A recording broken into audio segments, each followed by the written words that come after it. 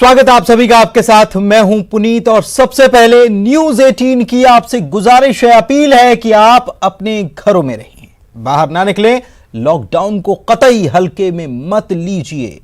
इस वायरस को हराने का सही और सबसे बेहतर तरीका यही है, इसीलिए घर पर रहिए, सुरक्षित रहिए और दूसरों को भी सुरक्षित रखिए।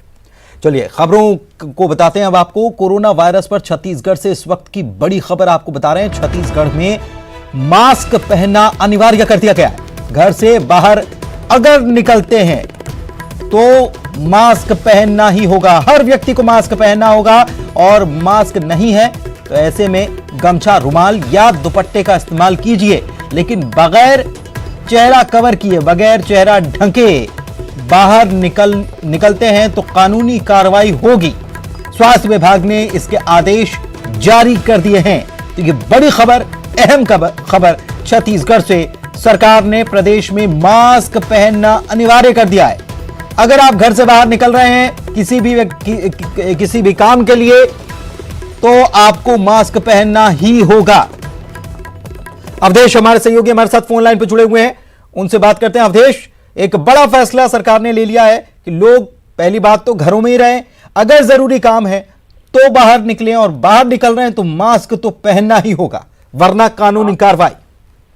बिल्कुल आपने सही कहा। देखिए, सरकार ने बड़ा फैसला लिया है क्योंकि आज ही जिस तरह से प्रधानमंत्री के साथ वीडियो कॉन्फ्रेंसिंग में इस बात का जिक्र किया गया कि छत्तीसगढ़ के जो हालात है, वर्तमान हालात, वो लॉकडाउन खोलने के नहीं है, इसलिए लॉकडाउन को बढ़ाया जाए। और उसके तुरंत बाद स्वास्थ्य विभाग ने आदेश जारी किया कि अब अगर आप घर से बाहर निकलेंगे तो आपको अपना चेहरा कवर करना होगा। सबसे पहले जो आदेश की कॉपी में लिखा गया है कि जो ट्रिपल लेयर मास्क है, जो होममेड मास्क है, उसका इस्तेमाल कीजिए, लेकिन अगर आपके पास मास्क नहीं है तो उसके ऑप्शन में दुपट्टा, गमछा, रुमाल को बकायदा शामिल किया गया है कि आप इन सामानों का भी इस्तेमाल कर सकते हैं। लेकिन सबसे बड़ी बात यह है कि आदेश की कॉपी में पुनीत स्पष्ट तौर पे लिखा हुआ है कि आप अगर गमछा, रुमाल या दुपट्टे का इस्तेमाल करते हैं तो उससे मुंह और नाक दोनों कवर होना चाहिए। खाना पूर्ति के लिए गले में लपेटना या सिर पे बांधना नहीं होना चाहिए, जो बताने के लिए काफी है कि अगर किसी भी तरह से लापरवाही की जाती है या फिर खाना पूर्ति के लिए मास्क या दुपट्टा का इस्तेमाल किया जाता है तो कानूनी कार्रवाई इस पे की जाएगी।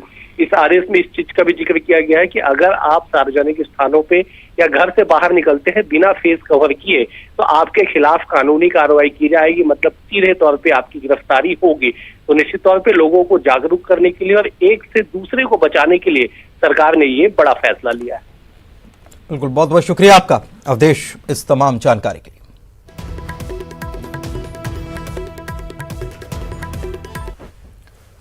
और इधर रायपुर से खबर आपको बता दें, भूपेश बघेल कैबिनेट की बैठक कल रखी गई है। वीडियो कॉन्फ्रेंसिंग के जरिए ही बैठक ये होगी और दोपहर 12 बजे से बैठक शुरू हो जाएगी। प्रदेश में कोरोना के हालात की समीक्षा इस बैठक में की जानी है और लॉकडाउन को लेकर भी इस बैठक में चर्चा की जाएगी। आगामी खरीफ फसल की खाद बीज की उपलब्धता पर भी बैठक में चर्चा होगी और किसान न्याय योजना के तहत किसानों को राहत देने पर भी चर्चा हो सकती है।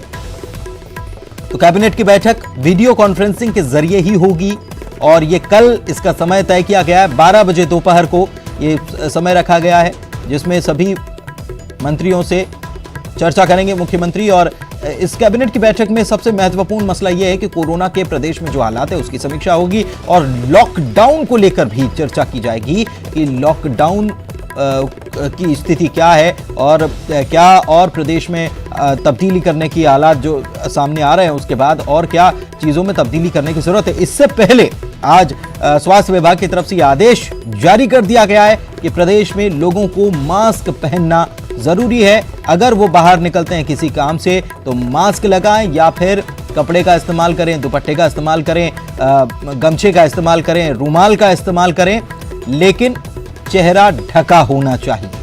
आपके नाक और मुंह दोनों ढके होने चाहिए। इस बात ये बेहद जरूरी है।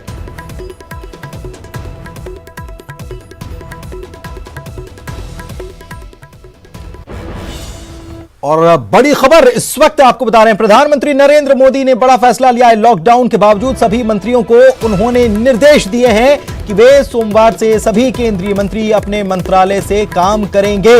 अधिकारियों कर्मचारियों को रोटेशन सिस्टम पर लाने के लिए भी कहा गया है। सोशल डिस्टेंसिंग का सख्ती से पालन किया जाएगा, इसके भी निर्देश दे दिए गए हैं प्रधानमंत्री की तरफ से। और कह दिया गया है, अपने सहयोगियों को उन्होंने कह दिया है, प्रधानमंत्री मोदी ने एक बड़ा फैसला लेते हुए कह दिया है कि लॉकडाउन है, लेकिन इसके बावजूद सभी मंत्रियों को ये प्रधानमंत्री ने निर्देश दिए हैं कि सोमवार से सभी केंद्रीय मंत्री अपने मंत्रालयों से काम करें। अधिकारियों कर्मचारियों को रोटेशन सिस्टम पर आने के लिए कहा गया है। सोशल डिस्टेंसिंग का सख्ती से पालन करने के निर्देश दिए गए।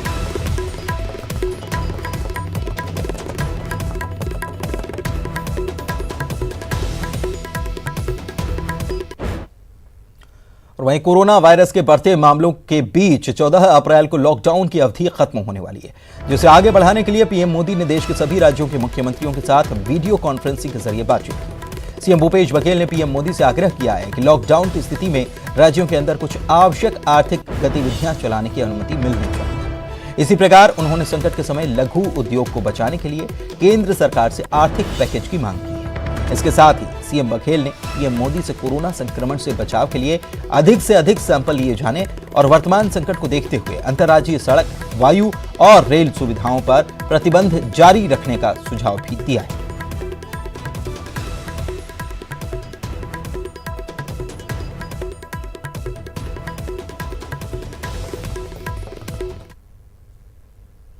इधर लॉकडाउन बढ़ाए जाने को लेकर पूर्व स्वास्थ्य मंत्री अजय चंद्राकर ने कहा है कि प्रदेश में कंडीशनल लॉकडाउन होना चाहिए। थोड़ा लंबा होगा तो खाने पीने का संकट भी पैदा हो जाएगा। वहीं बीसीसी चीफ मोहन मरकाम ने कहा है कि छत्तीसगढ़ 7 राज्यों से घिरा है, जिससे कि दूसरे राज्यों से यहां संक्रमण पहुंचने का खतरा है। ऐसे में लॉकडाउन बढ़ाना ही ठीक रहेगा।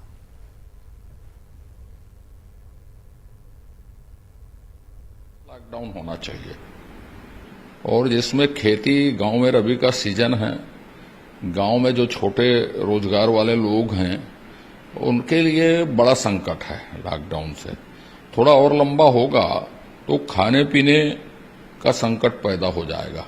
अगर लॉकडाउन छत्तीसगढ़ में खोलते हैं तो अन्य प्रदेशों के जो मरीज यहाँ आ सकते हैं उससे यहाँ की स्थिति भी बिगड़ सकती है। इसलिए हमारे माननीय मुख्यमंत्री जी इस पे गंभीर हैं और चिंतित है यहाँ की जनता को कैसे सुरक्षित रखा जाए। इसे लगता है हमें लॉकडाउन की समय सीमा बढ़ाना चाहिए, क्योंकि WHO और जो वैज्ञानिक और जानकार भी मानते हैं कि अप्रैल माह के अंतिम सप्ताह और मई माह में कोरोना की घातक जो महामारी है बहुत ज्यादा फैलेगी, ऐसा लोगों का मानना है। उस सब को देखते हुए लॉकडाउन की समय सीमा बढ़ाना चाहिए, ऐसा मेरा व्यक्तिगत मानना है।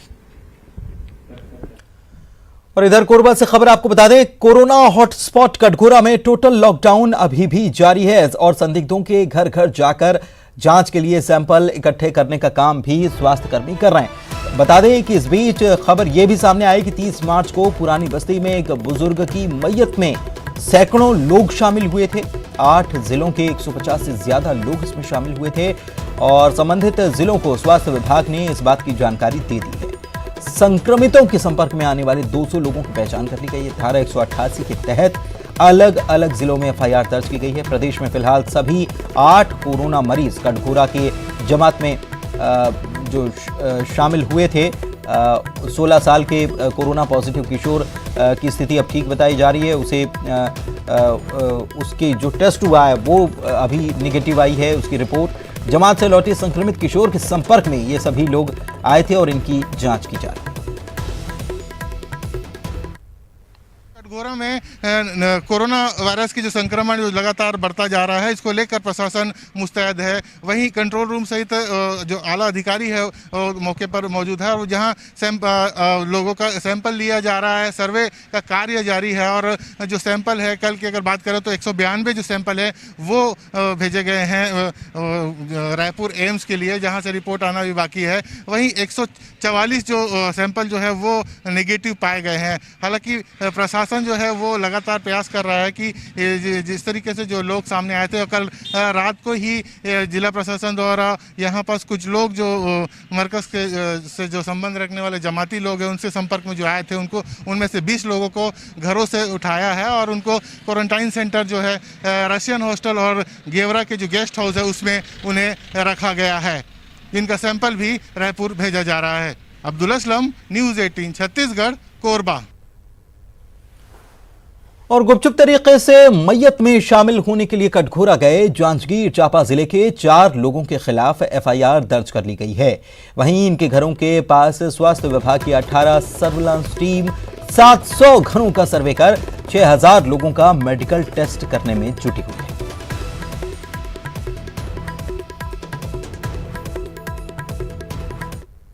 पास 200 घर चारों ओर लगभग हम लोगों ने 700 घरों में इसकी एक्टिव सर्विलेंस किया हुआ है और इसकी जो ये है लगभग 6000 जनसंख्या 700 घरों में जो 6000 जनसंख्या उसके लिए हम लोगों ने 18 टीम लगाए थे। जो 4 लोग हैं उनके 2 घरों को अभी वर्तमान में क्वारंटाइन में रखा गया है और आसपास के लोगों का भी स्वास्थ्य विभाग द्वारा सर्वे किया गया है कि उनके स्वास्थ्य में किसी प्रकार की कोई दिक्कतें तो नहीं है। इसके संबंध में उन लोग से भी इधर कोरबा जिले के सभी लोगों का कोरोना टेस्ट किए जाने के निर्देश के बाद अचानक से एम्स पर दबाव बढ़ गया है, जिसका असर बाकी जिलों में देखा जा रहा है। दुर्ग जिले में कोरोना टेस्ट के लिए दिक्कतें हो रही हैं। जिले में करीब 250 केस पेंडिंग हो गए। इसके बाद जिला प्रशासन ने केस की हिस्ट्री देखकर सैंपल जांच के लिए एम्स में भेजने का फैसला लिया है। दोनों को अगर जोड़कर देखें तो लगभग 250 रिपोर्ट्स पेंडिंग होंगे, बट उन परिवारों को हमने होम आइसोलेशन में रखा है। जैसे ही कटघोरा के अलावा अन्य क्षेत्रों के लिए सैंपल्स भेजने की स्टेटस में हम आएंगे तो इन परिवारों का प्रायोरिटी पर भेजा जाएगा। अभी हम ये कर रहे हैं कि कोविड पॉजिटिव केस अगर राज्य में या पूरे भारतवर्ष में कहीं भी अगर कोई ऐसा पॉजिटिव केस है जिसका कॉन्टैक्ट ट्रेसिंग में दुर्ग का कोई नागरिक निकलता है तो उसके सैंपल, और साथ में अगर रेस्पिरेटरी सिम्टम के साथ में अगर कोई पेशेंट हमारे ओपीडी में या कहीं भी आता है तो उसके सैंपल प्रायोरिटी पर भेजे जा रहे हैं। इधर पूर्व स्वास्थ्य मंत्री अजय चंद्राकर ने तबलीगी जमात मामले में कहा है कि देश में छत्तीसगढ़ पहला राज्य बन गया जहां तबलीगी जमात के लिए हाई कोर्ट को हस्तक्षेप करना पड़ा। तबलीगी जमात के लिए सरकार में सहृदयता है, जिसके कारण राज्य को खतरे में डाला गया और कटघोरा हॉट स्पॉट बन गया। पीसीसी चीफ मोहन मरकाम ने इस आरोप को सिरे से खारिज कर दिया। उन्होंने सीएम के बयान का समर्थन करते हुए कहा कि सभी जमातियों की जांच हो रही है। में छत्तीसगढ़ पहला राज्य बन गया है जिसमें माननीय उच्च न्यायालय ने हस्तक्षेप किया। आज माननीय मुख्यमंत्री जी का बयान है कि इस तो पूरे तबलीगी शिनाख्त हो गए हैं। दोनों में से कौन सी बातें सही? मैंने माननीय उच्च न्यायालय ने जब हस्तक्षेप किया तो तुरंत तो शिनाख्त हो गए। उससे पहले आपके जो सॉफ्टनेस है उसके लिए आपकी सहृदयता ने छत्तीसगढ़ को खतरे में डाला, जिसके कारण एक कटघोरा हॉट स्पॉट के तौर पर विकसित हो रहा है, जो बहुत ही छत्तीसगढ़ के लिए अनिष्टकारी भविष्य में हो सकता है यदि तत्काल कठोर कदम न उठाए जाएं तो। देखिए, छत्तीसगढ़ में माननीय भूपेश बघेल जी की सरकार तबलीगी जमात के जितने भी यहाँ आए थे छत्तीसगढ़ में 107 लोगों को उनकी जांच करवाई है। जांच कराने के बाद ही जो 8 पेशेंट जिनको मतलब पॉजिटिव पाए गए उसी कारण का है। छत्तीसगढ़ सरकार उस पर गंभीर है। सभी मरीजों को क्वारंटाइन कर दिया गया है, घरों में रह दिया गया। जो पॉजिटिव पा गए उनको एम्स में भर्ती किया है। और आज एक तबलीगी जमात का एक आज ही जो मरीज था वो ठीक होके गया है। जो 18 केस आए थे उसमें 10 स्वस्थ होके घर चले गए हैं। आज छत्तीसगढ़ की माननीय भूपेश बघेल सरकार की और हमारे स्वास्थ्य मंत्री आदरणीय टी.एस. सिंहदेव की दूरदृष्टि सोच के कारण आज पूरे देश के लिए एक रोल मॉडल है छत्तीसगढ़, जिसमें हम कोरोना जैसे महामारी को लड़ने में सफल हुए हैं। मैं आदरणीय चंद्राकर जी से कहना चाहता हूं, वो माननीय मोदी साहब से निवेदन करें कि छत्तीसगढ़ में जो जांच का दायरा बढ़ाकर ज्यादा से ज्यादा जांच का किट्स उपलब्ध कराए, तभी हम मानेंगे। क्योंकि भारतीय जनता पार्टी सिर्फ राजनीति करती है, वो मोदी जी से और जो छत्तीसगढ़ को ज्यादा से ज्यादा सुविधाएं दिलाने। कोरोना जैसी गंभीर बीमारी के कारण जहां एक और देश में हाहाकार मचा है, तो छत्तीसगढ़ संकट की घड़ी में धैर्य के साथ कोरोना से जंग लड़ रहा है। मुख्यमंत्री के नेतृत्व में एक और शासन प्रशासन कोरोना से हो रही जंग में उसे हराने के लिए अपनी ताकत झोंके हुए है, तो दूसरी ओर सीएम ने संकट की घड़ी में प्रदेशवासियों को राहत देने के लिए कई कदम उठाए हैं, जिससे कि लोगों को राहत मिल भी रही है। एक कुशल प्रशासक की असली पहचान संकट की घड़ी में होती है। दरअसल समूचे विश्व सहित देश में फैले कोरोना के संक्रमण से छत्तीसगढ़ भी अछूता नहीं है। लेकिन सीएम भूपेश बघेल ने जैसे इस भयंकर संकट को पहले ही भांप लिया था। यही वजह है कि सीएम भूपेश बघेल एक ओर कोरोना से डटकर मुकाबला कर रहे हैं, तो दूसरी ओर इस संकट की घड़ी में प्रदेशवासियों को राहत पहुंचाने के लिए कई कदम उठा रहे हैं, जिससे कोरोना से जंग बड़ी आसान दिख रही है। भूपेश बघेल जी ने जो सबसे बेहतरीन निर्णय लिया कि 21 तारीख से ही धारा 144 लागू की और इसके बाद लॉकडाउन जो छत्तीसगढ़ को किया, सीमा जो थी उसको सील किया, उसके कारण बाहर के लोग छत्तीसगढ़ में कम आ पाए। सीएम के निर्देश पर युद्ध स्तर पर कोरोना संक्रमण को रोकने का प्रयास जारी है। शहरों में मरीजों के इलाज के लिए एक और समुचित व्यवस्था की गई है, तो दूसरी ओर शहर को सैनिटाइज कर कोरोना के संक्रमण को समाप्त किया जा रहा है। शासन प्रशासन के इन्हीं प्रयासों का नतीजा है कि दुर्ग जिले में महज एक ही कोरोना संक्रमित मिला और उसकी भी रिपोर्ट नेगेटिव आई। इस बीच सीएम भूपेश बघेल ने गरीब और जरूरतमंद परिवारों के लिए 3 माह का राशन देने का न सिर्फ ऐलान किया है, बल्कि इन्हें देने का कार्य भी आरंभ हो गया है।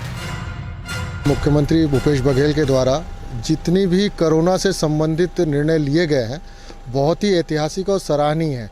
नहीं, राहत तो मान के चलो 75% राहत मिलेगा। हमारे जो मुख्यमंत्री भूपेश बघेल जी ने जो काम किया है उसकी हर जगह लोग तारीफ कर रहे हैं। तो आज अगर ये स्थिति वो नहीं किए रहते तो आज पूरे प्रदेश में हाहाकार मच जाता गरीब लोगों के घर में। सीएम भूपेश बघेल के निर्णयों ने कई वर्गों की चिंता समाप्त कर दी है। बिजली बिल, टैक्स माफी, स्कूल की फीस, परिवहन टैक्स माफी, उद्योगों को राहत जैसे कई निर्णय सरकार द्वारा लिए गए हैं, जो आज के समय में लोगों को राहत दे रहे हैं। इसके अलावा मुख्यमंत्री के आदेश के बाद श्रमिकों के वेतन नहीं काटे जाएंगे। वहीं जो श्रमिक लॉकडाउन के कारण फंसे हुए हैं, उन्हें पुलिस प्रशासन हर संभव मदद कर रहा है। देखिए, शासन के द्वारा लगातार निर्देश जारी किए जा रहे हैं। जो भी मजदूर कहीं पर भी फंसे हैं, कोई भी व्यक्ति जो लॉकडाउन के दौरान हमारे क्षेत्र में फंसा है, ऐसे मजदूर जिनकी वो मजदूरी बंद हो गई है, ऐसा कोई भी व्यक्ति सीधे हमसे संपर्क कर सकता है। बहुत सारे लोग संपर्क कर रहे हैं। इन लोगों को हमने रुकवाया भी है। इनके लिए भोजन इत्यादि का प्रबंध भी कराया जा रहा है। इसके अलावा शासन के निर्देश हैं कि लॉकडाउन के दौरान किसी प्रकार से कोई किराए की मांग नहीं की जाएगी। मुख्यमंत्री भूपेश बघेल ने एक सच्चे प्रशासन को परिभाषित किया है। इन्हीं के ही निर्णय आज प्रदेशवासियों को राहत पहुंचा रहे हैं और चिंता मुक्त होकर हम घर बैठकर कोरोना से जंग में अपनी ओर से मदद कर रहे हैं। मिथिलेश ठाकुर, न्यूज़ 18, दुर्ग। और इसी के साथ इस बुलेटिन में फिलहाल इतना ही, लेकिन आपसे एक अपील फिर से कि लॉकडाउन का पालन करें, घर में रहें, सुरक्षित रहें। नमस्कार।